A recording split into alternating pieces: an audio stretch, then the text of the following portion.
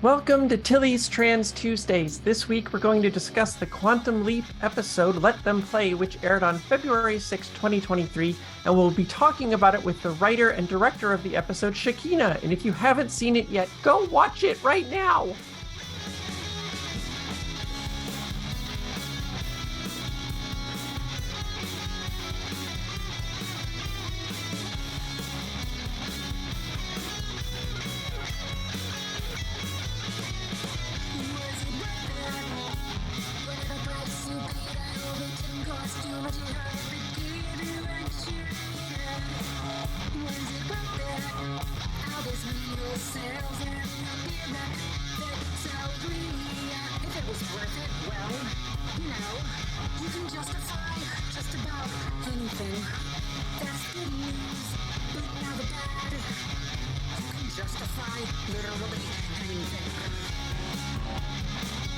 Hi, I'm Tilly Bridges, your host, and I'm joined by my writing partner, my best friend, my wife, our token cis representation, the Al Calavici to my Sam Beckett, Susan Bridges. I am the Al Calavici. That is. You so are. I definitely Yes. Okay. Our guest this week is Shakina, a performer, director, writer, producer, and social activist. She's most known for her work as Lola on the Hulu comedy series Difficult People, and made television history on NBC's Connecting as the first transgender person to play a series regular on a network comedy. As the founding artistic director of Musical Theater Factory, she supported the development of over 100 new musicals, including her own autobiographical rock musical, Manifest Pussy. She's quite obviously also a writer on the Quantum Leap reboot, writing, directing, and acting in last week's Let Them Play episode about trans youth. Welcome, and thank you so much for being here. I'm so happy to be here with both of you. This is so fun. Yay. So at the beginning, we like to sort of help the audience get to know the guests when they come on. So I would like to ask you, what's been the most surprising thing for you about transitioning? Wow. Well, the most surprising thing for me about transitioning would probably be how comprehensive it is.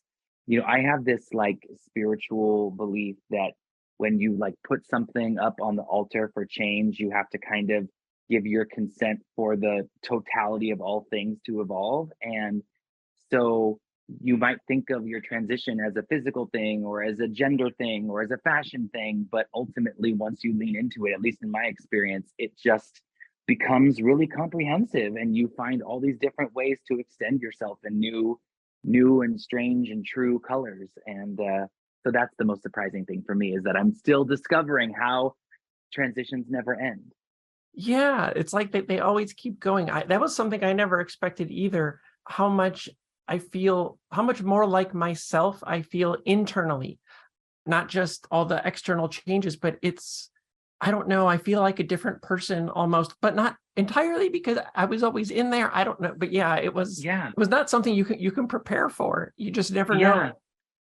I think you free up a lot of brain space, Absolutely. So that suddenly your brain can just do things that any normal, healthy human brain wants to do instead of worrying all the time about your gender, Yeah, I noticed that a while back. I used to really not want to experience new places or new foods, things I hadn't had. I didn't know why, but I've discovered since transitioning that it was because I didn't have the mental energy for it. And once I transitioned and got further into my transition, I was really surprised at how much I started craving those things. I used to hate going to events with a bunch of people I didn't know, and now I want to meet these people, and I want to try all these new foods I've never had. And I never expected that either, that I would enrich my life in all those other ways. What's one piece of advice that you would give to someone out there who's just starting their transition, or maybe something you wish you knew ahead of time going in?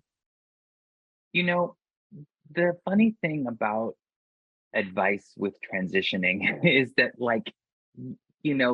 everyone has to take their own path on their own time. I can say from my experience that everything I've done to further the fullest expression of myself, I wish that I had done sooner. So while I want to say take your time and there's no rush, and like allow it to unfold in a process that feels, gentle and graceful. I also want to say, don't second guess yourself. If you know in your heart what you want and need to do, go for it. Yeah.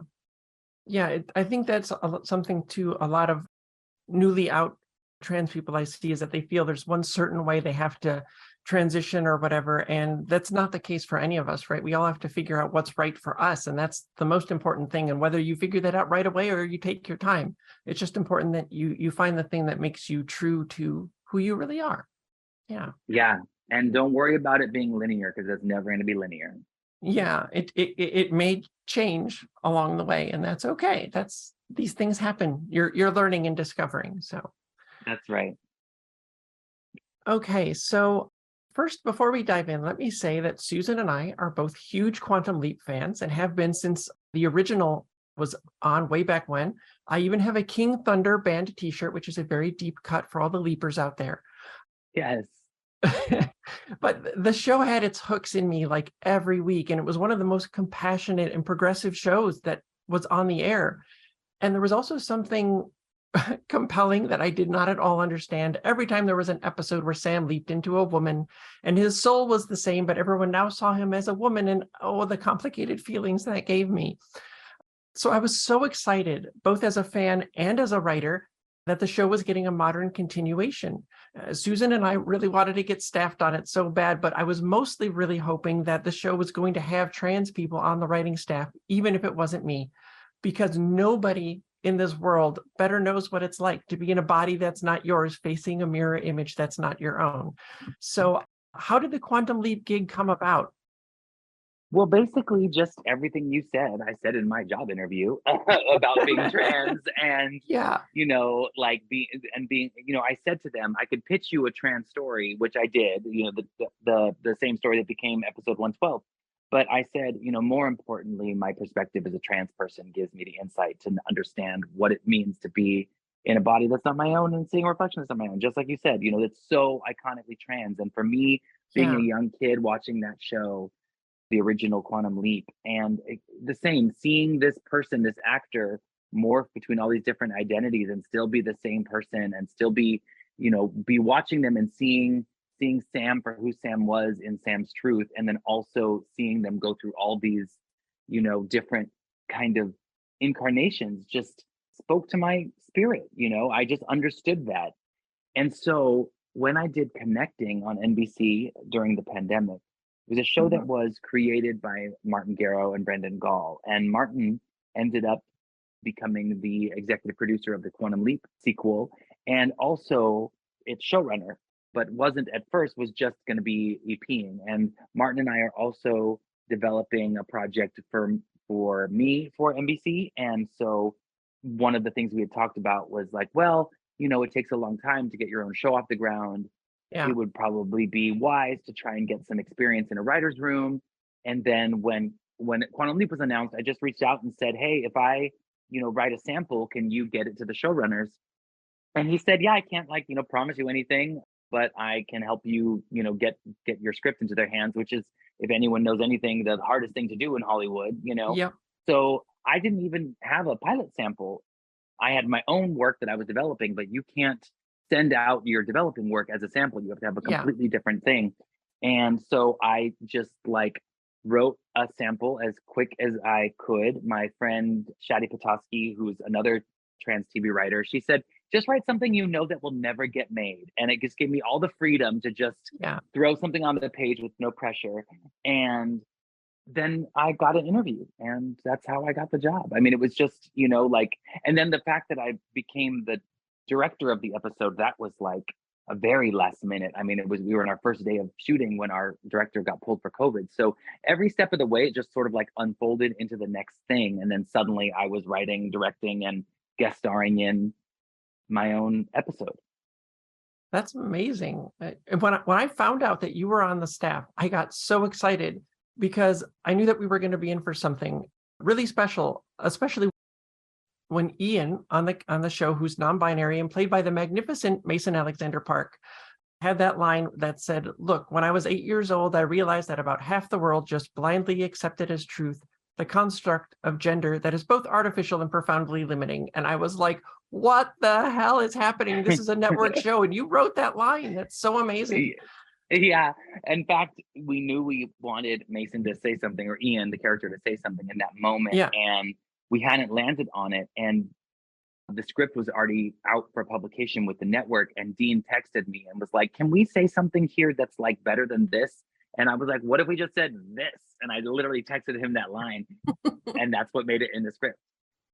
That's so beautiful. And I'm so glad it was there because, yeah, I mean, like, I loved your episode a lot. And we're going to talk about that in a minute. But the fact that you're there for the whole season and can contribute to the scripts in this other way makes it feel so much more ingrained, so much more part of the show as a whole, you know? And I really like that. We need a lot more of that. Yeah, I think at first we were like worried because we see Ian, the character. We're like, and nobody's talking about this. So like, it's like, we just put one toe in the gender water and that's all we're going to do. Like, so we're like, that's what they're going to do. Yeah, that's all you get with so many shows. And it's really great that we got so much more.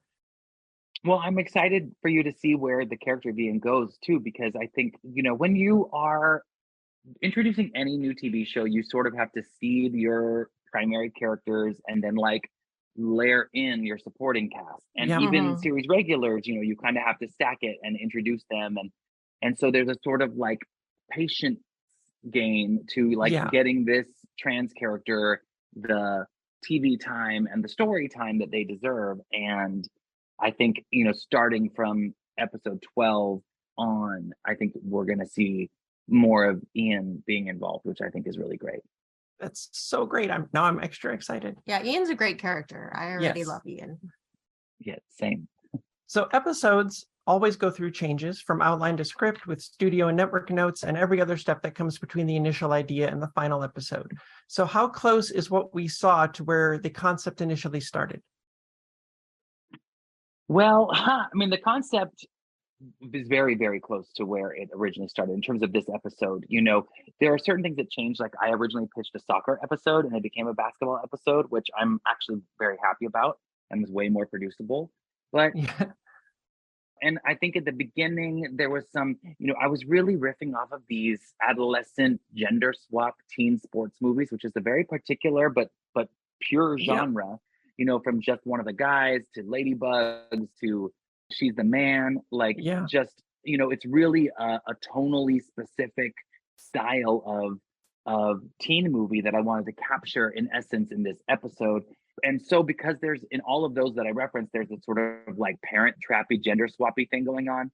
I was playing with whether or not Ben should leap into our trans kid or the coach or the dad should be someone different. So that kind of the exact angle of how the leap would land took a little bit of time before we landed on Coach Dad, which was funny because Coach Dad was like the original pitch and then it got split up and brought back together. And that kind of stuff just always happens in TV writing. Yeah.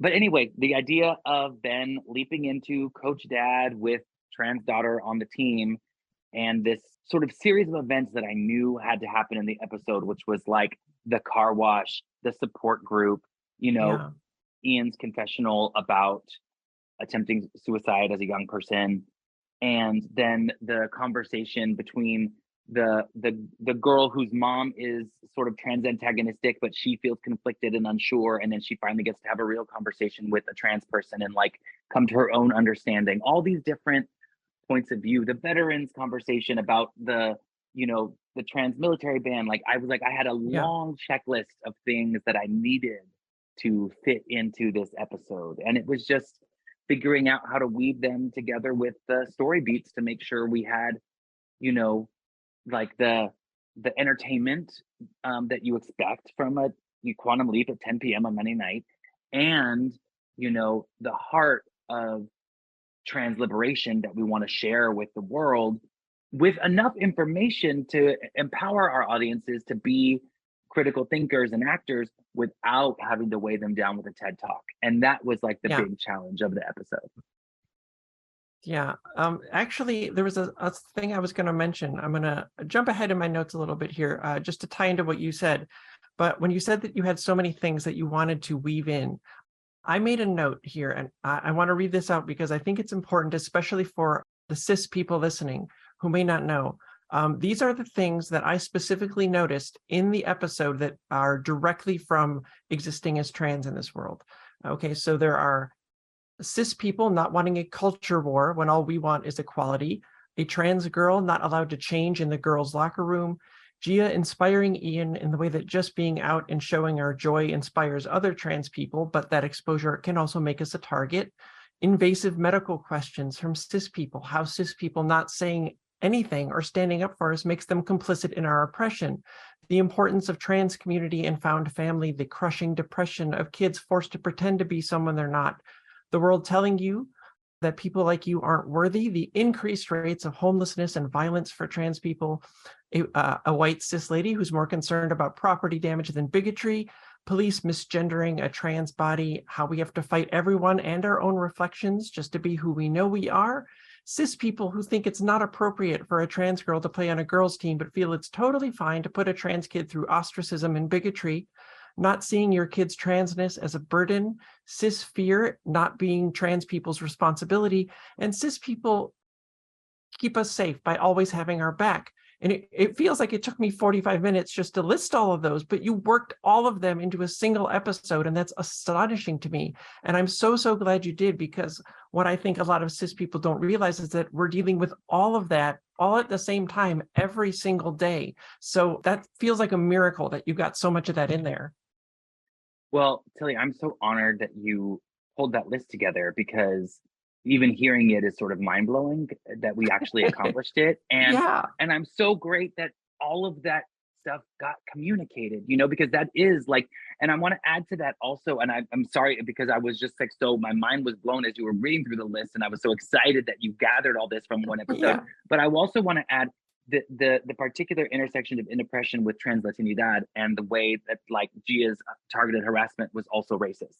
And that's another element that, you know, we were really blessed to be able to focus on in the episode, because I think I mentioned this in other conversations around the episode, but it's truly based off not only my life experiences, but two young trans Latina people who did not make it out alive, you know. And my friend Gia, who the character is inspired by, you know, took her own life. And my friend Tony Lady Justice Colleen was another queer youth organizer in high school, just 1 year younger than me and like one district away, making a radical change in their school in the 90s when we were just like fighting for the right to exist. And unfortunately, Tony took their own life too shortly after high school. And so I grew up with this kind of sense of survivor's responsibility, you know, of like, I have to tell my story and I have to tell their stories and I have to say their names.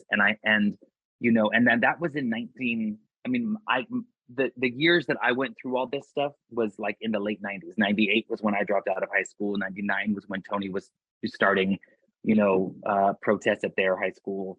And this episode takes place in 2012. And here we are, literally 25 years later from my high school experience in 2023, still going through this sort of like inflammatory rhetoric attacking trans people. But I will say, I had the most wonderful experience on Friday this past week when I went back to Verdugo Hills High School, where we shot the episode with the cast members, the guest star cast members who all play on the basketball team, including Jocelyn Aguilera, who plays Gia.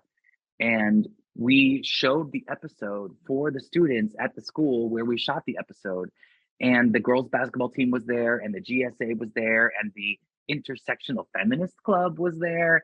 And it was just such a special sharing and celebration, and a real testament that like we do move forward and we do make progress, even if it feels like it takes forever and literal generations. It does happen. And one of the kids DM'd me later and was like, you know, I go to Verdugo and you have no idea how many sit-ins and protests we had to do to get here. And I was like, oh, I know because I did them too, you know? And I wish that kids today didn't have to sit in and protest and literally fight for their lives to go to high school. I can't wait for the day when kids can just go to high school and not have to have that be part of their adolescent experience. But I'm so glad that this episode exists as a beacon for those who are going through it. And my biggest hope is that just every trans kid and every parent of a trans kid and every teacher of a trans kid just get to see this episode, so they're like, oh, I'm valid, you know, I'm not alone. This story is a story that is well known enough to be archetypal, so I'll get through it. You know what I mean? And that's what I hope that the episode does. Yeah, and you know that I'm glad that you mentioned that, because one of the things, I mean, it is hard right now to be a trans person in this country, but one of the things that gives me hope is the upcoming generation, and how much more accepting of differences, and how much more inclusive they all seem to be. I feel like there's a real cultural shift happening with them, and that gives me so much hope for the future. And I want to give them everything that we possibly can, and episodes like this definitely help. But one of the things that I wanted to ask you about specifically as a trans writer, some of the boos and shouts from the crowd during the games, and the racist and transphobic boys that stopped by during the car wash, it was really tough to hear. But of course, that's the reality trans people have to deal with. I mean, we recently worked on a script with a transphobic character, and it was really difficult for me to have to write those lines that I knew were used to hurt us. So how was that for you? Did you get through it okay? Yeah, you know, it's interesting. When I first set up to write the episode, I said to the writer's room, I have two objectives here, and that is to counter the tropes of trauma and singularity with trans joy and trans community. But of course, it's a drama, a 1 hour drama. You got to go through the darkness to get to the light. And so there was a careful balance. I mean, I had GLAAD working on this with me from the very beginning. I reached out to them and asked to have a rep to like consult with on the script and some of these choices. But I, you know, unfortunately, I had to go through a process where I was asked by, you know, the creative leadership to amp up the trauma. And I was like, I don't think that's the right way to go. I don't think it's what we want to do.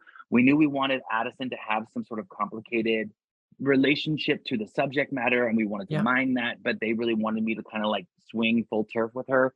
So I wrote an outline that was like really kind of objectionable to me as a trans writer, but like giving the cis what they want, you know?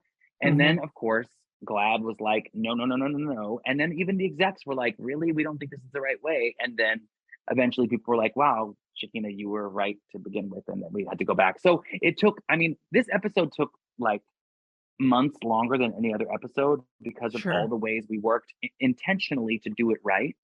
Yeah. But even working intentionally to do it right meant mining me for my trauma, which was in a way I feel exploitative. And I hope that like that can, you know, we can learn from that and make sure that future underrepresented writers who step into a room to take on the mantle of telling the story of their community and bringing their life experience to that don't have to like go through that kind of, you know, second guessing, I guess to say. It's like, let the trans person tell you what they know is best. You know, we have a Southeast Asian writer on the show, and episode 13 is a Southeast Asian episode. And it's like, let the Southeast Asian writer tell you what's best for the Southeast Asian episode. You know what I mean? Like, we know that's why it's so when we say representation matters, it's not just what's on screen, and it's not just who's in the writer's room. It's literally like, who are you listening to? Who are you giving authority to, you know? And so that's something I hope we can continue to grow with. Yeah, we've encountered that a little bit too in our career, where people want input and feedback and consulting on trans things, but they don't always want to listen to what we have to say if it's not what they already were wanting to hear. So I definitely get that. Yeah. One of the most powerful moments for me in this episode was the parents in the support group. That voiceover with the shots of those trans kids just looking so human and so vulnerable. It filled my heart, and then it also broke it a little because I didn't get that. And so many trans kids don't either, but it's what all of us deserve. And it's so important to see that kind of parental love and acceptance on screen. Were those specific shots of the trans kids sort of envisioned from the start? Is that how you wanted it to go? Yeah, I called them living portraits. And I just knew that I wanted to hear the parents like grappling with not having a trans kid, but grappling with the external pressures that they face over just trying to be a good parent. Yeah. And at the same time, just look into the hearts and souls of these kids and see them as kids. And and the dancing in slow motion came up, like, because what the scene was interesting is that I didn't have, like, I knew the ingredients of the scene up till the point that it was written and we were on set, but I just didn't quite understand how it was going to work filmically, to have the support group sitting in one little circle and the kids hanging out in another circle. But that is the truth of how these meetings happen, is the kids hang out and the parents like commiserate, and so I really wanted to like get the joy of these kids, the stress of these parents, and the way that Gia was sort of caught in the middle. And then it was, we were on set and we were like having them, dance and hang out, and then we got the idea, like, well, let's shoot some of this in slow motion, and then it just sort of unfolded from there. But that's my favorite scene. I cry every time I watch it. Yeah, mine too. I'm like, the whole episode is going to live in my heart forever, but that scene, I can see it, I can feel it, it's going to be with me forever. It meant so much to me. Although I want to say that I kind of hate like that you have to show people that trans kids are human beings. It's right? Like, really? Do you really need a reminder that humans are human? Like, sadly, but some you people do. Oh, yeah, you do. I mean, and I hate it. Like, I mean, the episode has been like review bombed on IMDb. I ran a blockchain on all the Twitter turfs a long time ago, so thankfully I've been spared online. But yeah, even just the few things that I've seen that have been transphobic or trans antagonistic are just literally spewing the same hatred that the whole episode tries to counter. And it's like, well, good that we weren't gonna reach you anyway, boo boo. You know what I mean? Mm-hmm. Yeah. Like, you were never going to come on over, so Red Rover, stay in your corner. You know what I'm saying? Yeah. The other really big thing for me in this episode was the delineation between allies and accomplices, with Ian explaining it in the episode as allies sit in the bleachers and wave a flag, and accomplices have skin in the game. And then this gets demonstrated when all the cis girls on the basketball team support Gia, and Ben even says they won't play if she can't play. They put their own goals and desires on the line in the name of trans equality. And that's being an accomplice. And I thought that was such a beautiful way to illustrate it. Thank you. There's two things about the accomplishment conversation in this episode that I think are so important. One is being able to admit when you didn't show up and learn from that, and like not have it be the hardest, most brutal thing in the world to acknowledge that you might have not been as good of an ally or accomplice as you could have been in the past. Yeah. Sorry, forgive yourself, stand up straight and move on. You know what I mean? We are here today and we need your help. And you can't just like sit in the corner and worry that, you weren't helpful enough. You got to get up and get helpful. And so that's the first thing with Addison's big monologue about the trans military band and like not knowing how to do the right thing back then. Mm-hmm. So, and then the other is how easy it is to do the right thing. That's just the other thing. It's like, there are so many ways that you can do a little thing to make life better for the people in your vicinity. And that's true for trans liberation, but that's also true just in general, like to be a good person. So those are the two aspects of accomplishment that I really wanted to highlight in the episode. Yeah, you definitely did. And it's something that I mention all the time for both trans people and cis people, is that it's never too late. It's never too late to transition, but it's never too late to stand up and do the right thing and support us and stop being a garbage goblin. And stop being a garbage goblin. Yes, that's right. Okay, so I've mentioned before how important representation like this is, not just in letting us see ourselves as part of the stories that we love, but normalizing us to people who may not know any trans people. And I keep going back to the same example because it's just such a good one, but there's real evidence that shows like Modern Family move the needle on marriage equality in this country because of the representation of a loving gay couple on the show. And episodes like Let Them Play can do the same thing for trans people. And we need that now, maybe more than ever. And so I'm so glad that you wrote this. And I don't underestimate how much it means to all of us for so many reasons. I'm so thankful as a trans woman, and I'm in awe as a writer because you did the thing. And it's so good. We need that thing, and you did it. Well, thank you so much, Tilly. I so appreciate it. And it was like really an honor and, like I said, a responsibility. And one thing I also want to say is there was a trans Latina writer in Hollywood, Camila Maria Concepcion, who was unidentified and really young. She's in her late 20s, promising career, and she also took her own life just like a year and a half ago. And while I am so glad that I got to bring this episode to life and tell the story of me and my friends, I want to say, in terms of this landmark moment for trans Latina representation, Camila should have written this episode, and it is as much in her honor as it is in my friends Gia and Tony Lady Justice Colleen. And we just have to keep doing this work so that we can see our community live and thrive and create and contribute to culture. And I'm just happy to be a link in the chain. Yeah. When you were a kid, did you have any trans characters in media that you glommed onto or wanted to be like or saw yourself in? Or did you have to find it through other characters that were just maybe not quite stereotypically their gender? Because I had to do a lot of the latter. I never saw a trans character as a kid, and I think that messed me up a bit. Well,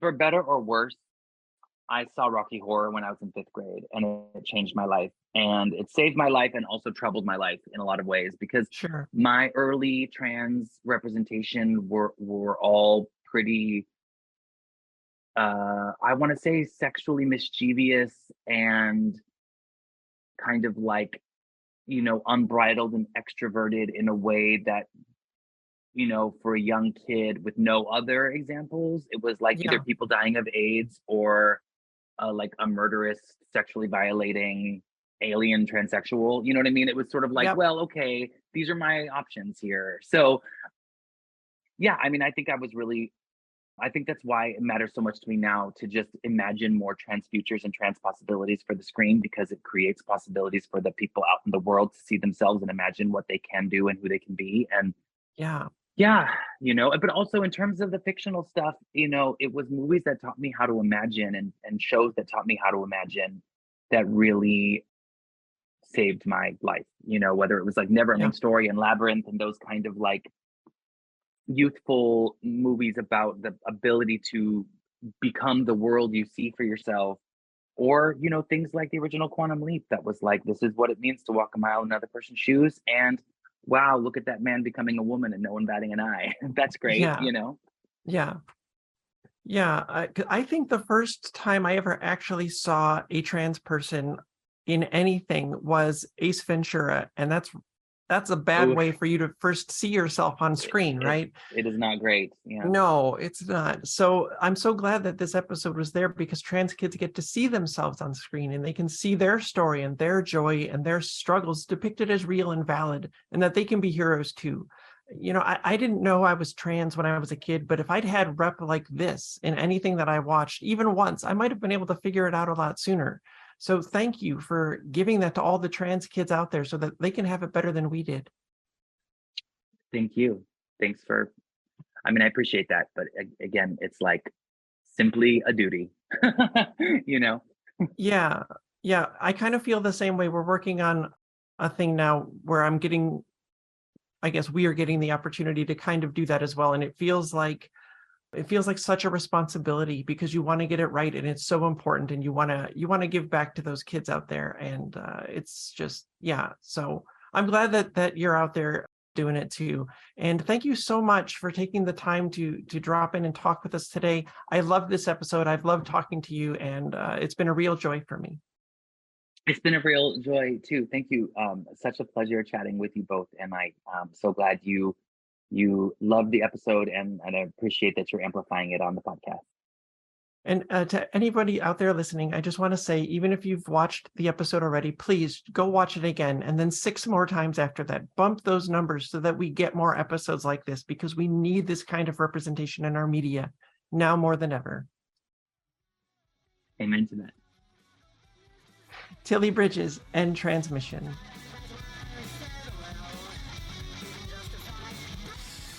Tilly's Trans Tuesdays is hosted by Tilly Bridges and Susan Bridges, with audio editing and sound mixing by Jillian Morgan. Special thanks to Daisy and Jane for the use of Sorry Not Sorry as our show's theme music. Please stop by and show your support at daisyandjane.bandcamp.com and soundcloud.com/daisyandjane. You can find me at Tilly Bridges on Twitter and Hive, on Mastodon at tillybridges@mastodon.social, at facebook.com/TillySBridges, and on Insta at HeckYeahTillyBridges. And you can find Susan on all of those at Susan L. Bridges. The Google Doc and social media versions of this week's topic and all past topics are available at TillysTransTuesdays.com. For more information, visit pendantaudio.com. Thanks for listening.